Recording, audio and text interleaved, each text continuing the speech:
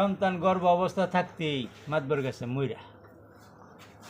তো মাতবরটা খুব এলাকার মধ্যে খুব ভালো বিচার আচার করতো, উচিত কথা কইতো আর কি, যেটি বিচার করতো সত্য কথা উচিত কথাটাই কইতো। তো মা মনে মনে মানুষই করছে আমার সন্তান যদি দুনিয়াতে আসে নাম রাখনো উচিত। তো সন্তান দুনিয়াতে আইছে, নাম রেখে হালাইছে উচিত। তো মানুষের দিকে তোমার সন্তানের নাম রাখছেন কি? নাম রাখছে উচিত। তো বাপটা যেমন উচিত, সন্তানও একটা হয়েছে, সেও উচিত।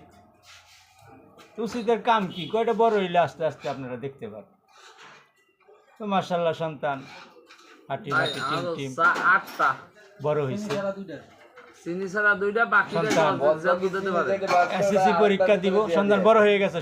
গল্পটা শুনে নাও, সন্তান বড় হয়ে গেছে, গল্পে মনোযোগ দেই। তো সন্তান বড় হয়েছে, এসএসসি পরীক্ষা দিছে, দিয়া রেজাল্ট খুব ভালো করছে। উচিত নাম রাখছে ছেলে,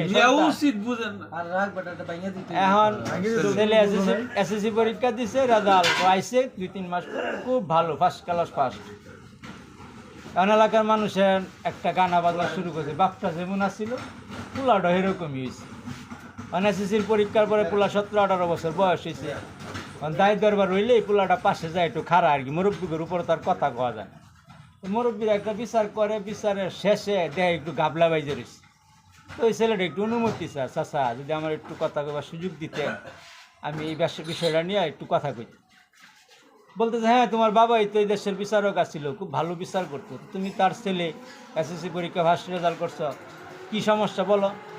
তো এই যে আপনারা যে মীমাংসাটা দিচ্ছেন ওইটা যদি ওইভাবে দিতেন তাহলে মনে হয় একটু ভালো হইত। তখন বিশ্লেষণ করে তার কথাটার দাম আছে, এরকম বহু বিচার সে সলিউশন দিছে। দেওয়ার পর পুরা এলাকার মধ্যে একটা রয় উঠে গেছে গা, বাপটা যেরকম